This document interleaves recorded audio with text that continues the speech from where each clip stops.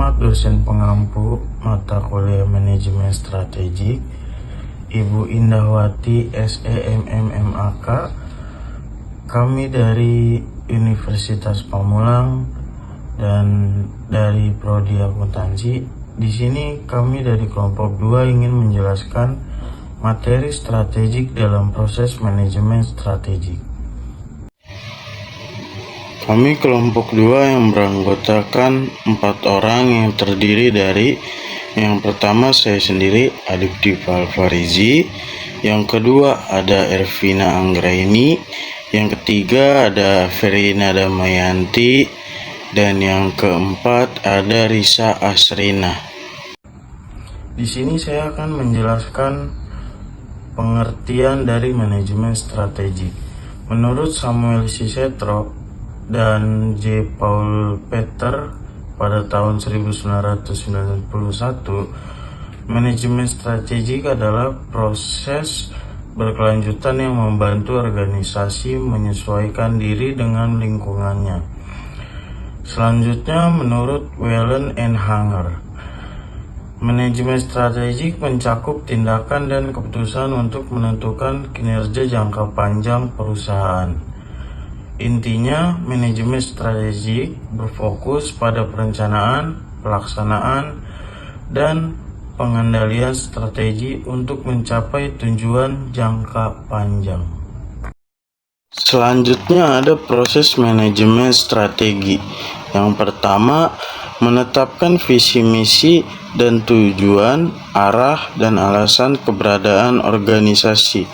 Yang kedua, ada pengantaran lingkungan, analisis eksternal, peluang dan ancaman, dan internal kekuatan dan kelemahan.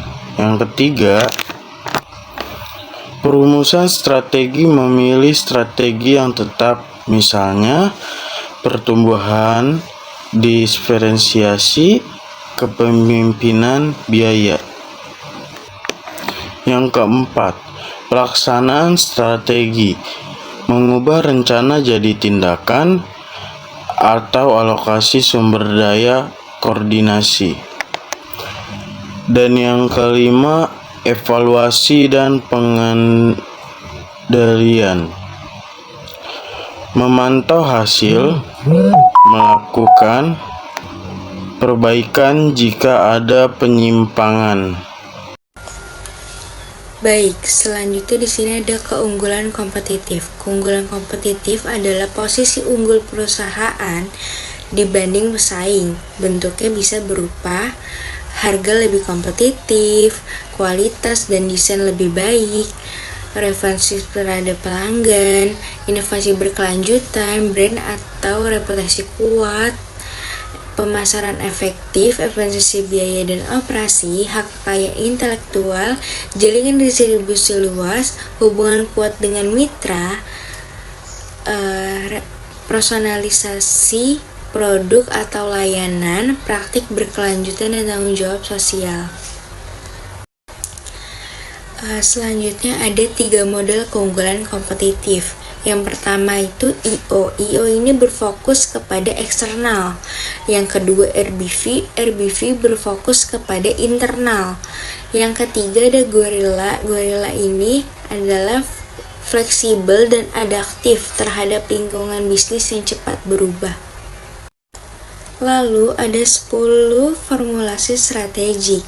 Yang pertama menjadi objektif, kedua membuat sederhana dan fokus, 3 fokus pada pasar menguntungkan, 4 mengembangkan rencana pemasaran, 5 manajemen tenaga kerja efektif, 6 catatan keuangan jelas, 7 tidak boros kas, 8 hindari pertumbuhan cepat berlebihan, 9 mengerti seluruh fase bisnis, 10 merencanakan masa depan. Perkenalkan, nama saya Risa Asrina. Melanjutkan materi dari Kak Ervina, berikut 10 formulasi strategis. Yang pertama, menjadi objektif. Penting untuk memiliki tujuan yang jelas dan realistis agar perusahaan memiliki arah fokus dalam mencapai visi dan misinya. Yang kedua, membuat sederhana dan terfokus. Bisnis harus fokus dan tidak menyebar ke banyak arah. Menyederhanakan proses, membantu penggunaan sumber daya secara optimal. Yang ketiga, fokus pada pasar yang menguntungkan. Kenali pasar dan segmen pelanggan yang paling menguntungkan untuk memaksimalkan pendapatan dan keuntungan. Yang keempat, mengembangkan rencana pemasaran. Rencana pemasaran membantu perusahaan dalam menjangkau pelanggan potensial dan membangun hubungan yang kuat. Dan yang kelima, manajemen tenaga kerjaan yang efektif. Tim yang terampil, termotivasi dan dikelola dengan baik sangat penting untuk mencapai tujuan bisnis. Yang keenam, membuat catatan keuntungan yang jelas. Catatan keuntungan yang akurat penting untuk memahami kinerja bisnis dan membuat keputusan yang tepat. Yang ketujuh, tidak pernah menghambur-hamburkan kas. Manajemen kas yang baik menjaga kelangsungan bisnis dan memastikan likuiditas tetap terjaga. Yang kedelapan, menghindari perangkap pertumbuhan cepat. Pertumbuhan yang terlalu cepat bisa berisiko jika tidak diimbangi dengan kesiapan sumber daya dan strategis. Yang sembilan, mengerti seluruh fase bisnis, memahami semua aspek bisnis, membantu mengembalikan keputusan yang lebih baik dan pengelola yang efisien. Yang sepuluh, merencanakan ke depan.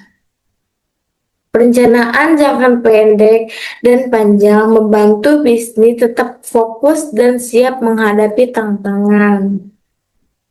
Selanjutnya, strategi umum dan manajemen strategi.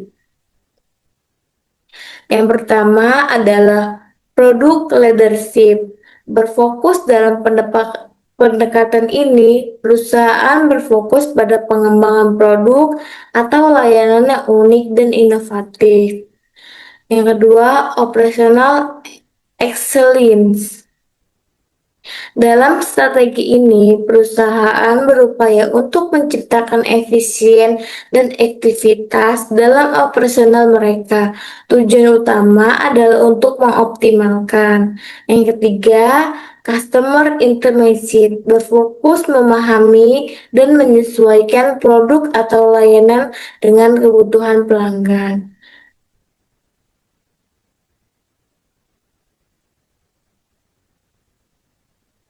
Di slide selanjutnya ada contoh kasus, yaitu PT Fresco adalah perusahaan retail buah segar lokal yang berdiri sejak tahun 2019. Dalam 3 tahun terakhir ini, PT Fresco itu mengalami beberapa tantangan, diantaranya penjualan menurun karena adanya supermarket besar serta e-commerce, lalu konsumen mulai beralih ke belanja online, dan yang terakhir adalah operasional masih manual. Jadi saat itu tuh tidak ada sistem digital untuk inventory dan pemasaran. Nah, dari masalah tadi itu pihak manajemen ingin merumuskan strategi baru agar bisa bertahan dan berkembang.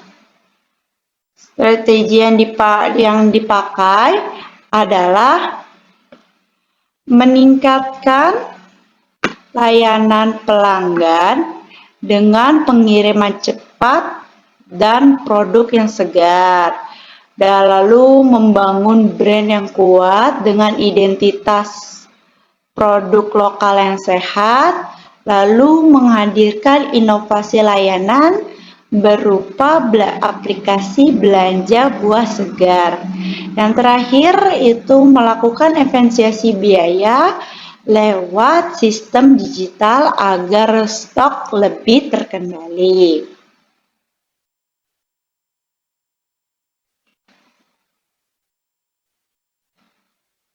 Nah, dari strategi yang tadi itu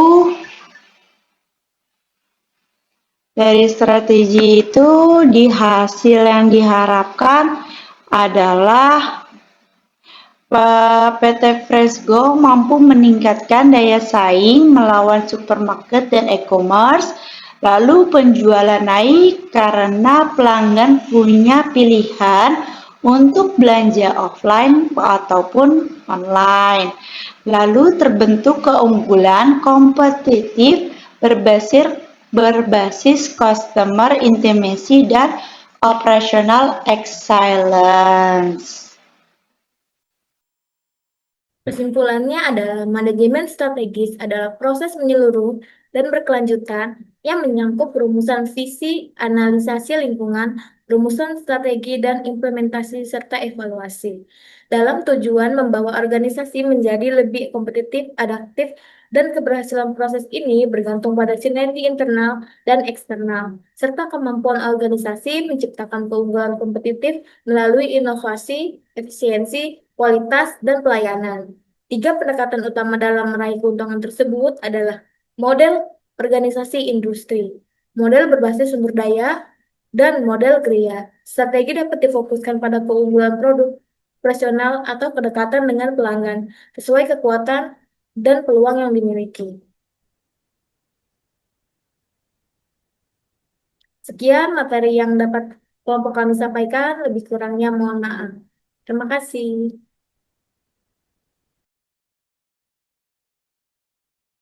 Kesimpulannya adalah manajemen strategis adalah proses menyeluruh dan berkelanjutan yang menyangkut rumusan visi, analisasi lingkungan, rumusan strategi, dan implementasi serta evaluasi. Dalam tujuan membawa organisasi menjadi lebih kompetitif, adaptif, dan keberhasilan proses ini bergantung pada sinergi internal dan eksternal, serta kemampuan organisasi menciptakan keunggulan kompetitif melalui inovasi, efisiensi, kualitas, dan pelayanan. Tiga pendekatan utama dalam meraih keuntungan tersebut adalah model organisasi industri, model berbasis sumber daya, dan model geria. Strategi dapat difokuskan pada keunggulan produk, operasional, atau kedekatan dengan pelanggan, sesuai kekuatan dan peluang yang dimiliki.